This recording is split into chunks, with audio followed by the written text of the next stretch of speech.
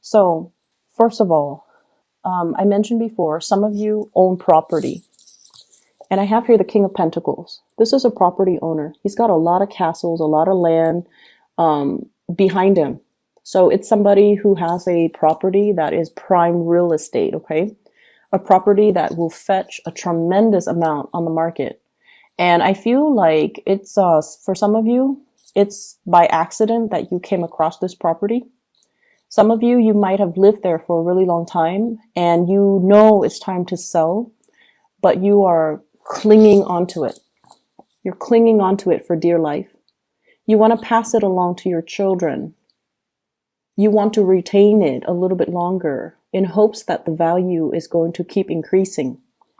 And I also feel like, when I mentioned before, you were like this small and now you're getting bigger and bigger. I feel like this property served its purpose. For the past few years, you have outgrown the property.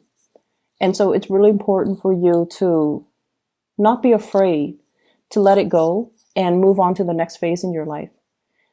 And I feel like some of you have some really, really big goals, maybe wanting to relocate, maybe needing to get a new job. But the mortgage and I feel like some of you are in a job, it pays really well and you're making really good money, but your heart might not be entirely in it. But you have this property and then the job came in and the job helped you pay for the property.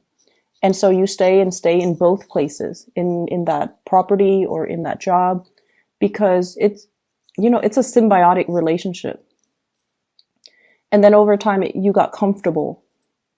But now you're definitely thinking about looking elsewhere. You want a change in your environment and you want a change overall in the direction of your life. Some of you are contemplating a move. I do see directly south, and I also see I'm not seeing north, I'm seeing south, and then I'm seeing as well northeast, somewhere where there's snow, or somewhere directly south where the weather is really warm. So I feel like extremes here. And the property is what's really keeping you stuck. Okay, it's really keeping you stuck. The advice that I'm getting here, or the advice that your guides are trying to give you is, you don't have to relinquish it. You don't have to sell it. If you are attached to it, you can rent it out. So, maybe possibly looking into renting it out. I feel like for some of you, no offense, I feel like you're very territorial with your things. So you might not want strangers living in what you perceive to be your space, right? Not a lot of people like that. But sometimes we have to do it out of necessity. And sometimes when we have already outgrown a situation, it's best to, make contingency plans and do things differently. Okay. So, I see as well new work that you're contemplating or a job offer that's on the table for you. I have here the Ace of Coins, Ace of Pentacles, brand new job. I feel like for some of you, you might be switching sectors. If you have been working in the private sector, you might be thinking about the public sector. So if you have been working for, I don't know if it sounds self-explanatory, but if you, for example, have been working in a private enterprise where there has been a lot of, incentive pay, where your productivity is like measured, and then the more productive you are, the more they incentivize you financially to do better. So like sales, commission, bonuses, things like that to reward you.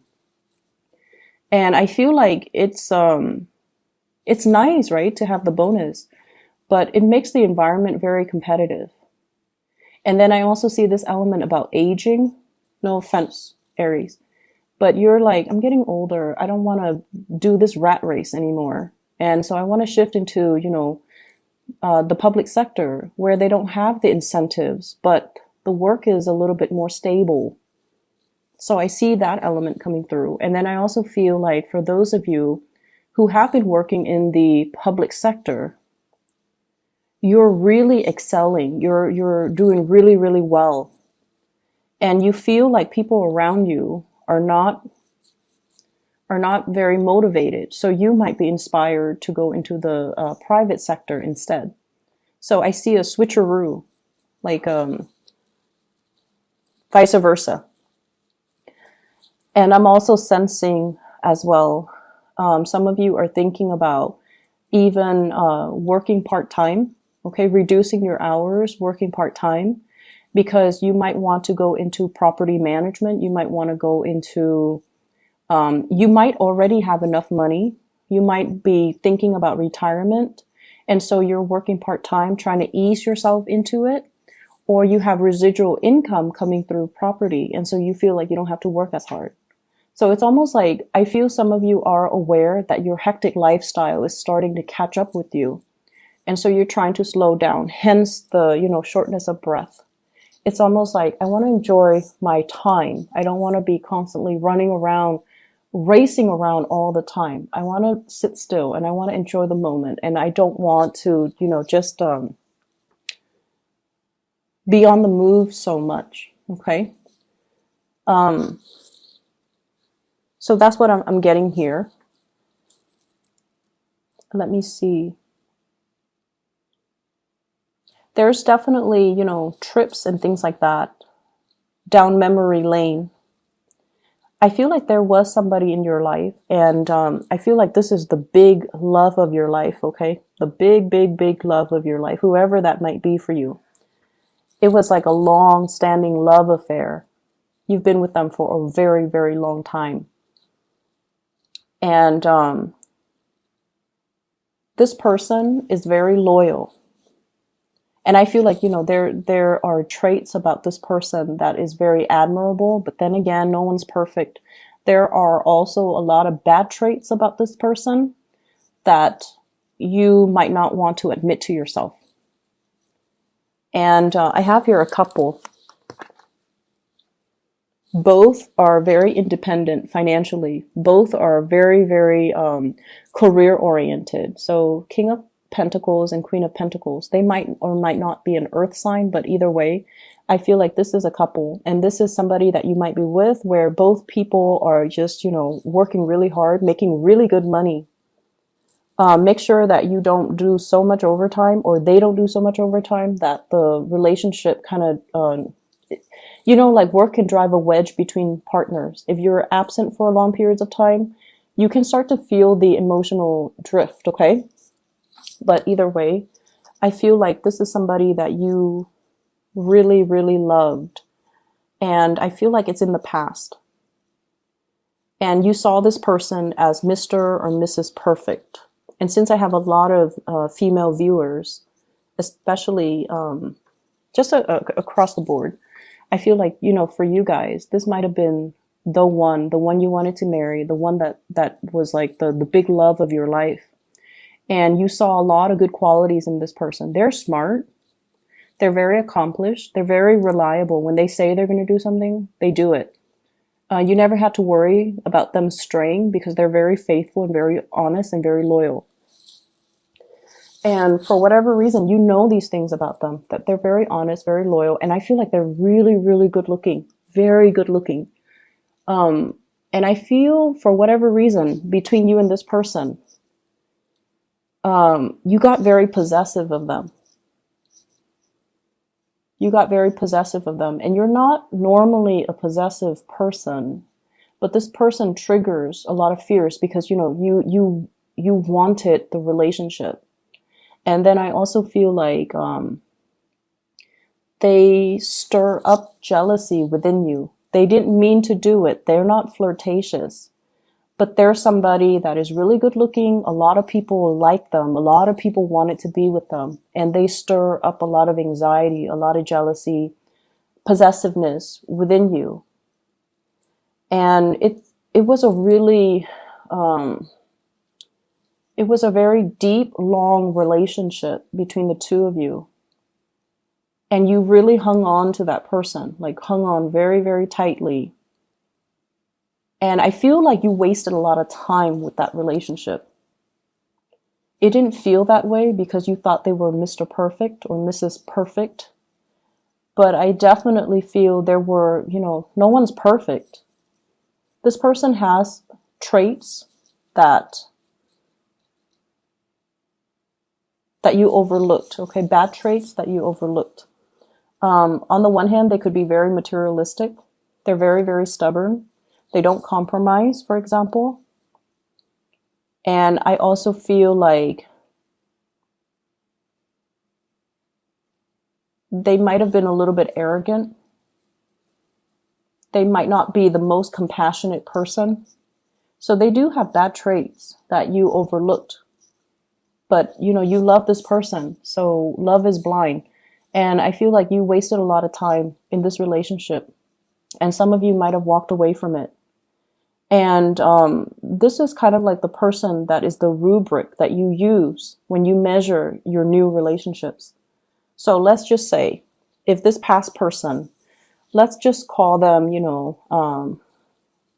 let's call them Bob, okay? Now you're dating Steve and you're comparing Steve to Bob and you're like, Bob is better because, Bob is blah, blah, blah.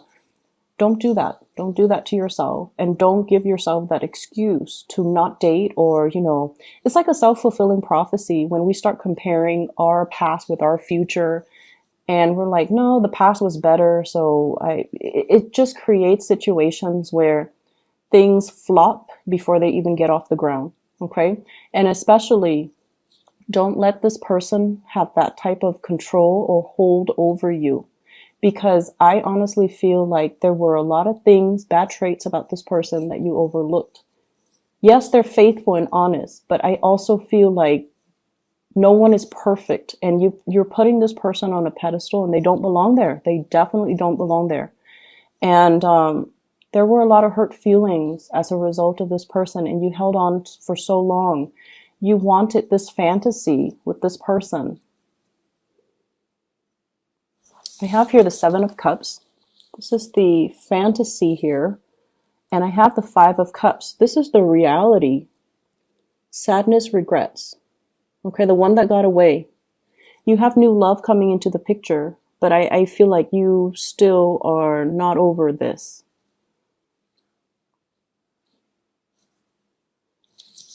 And so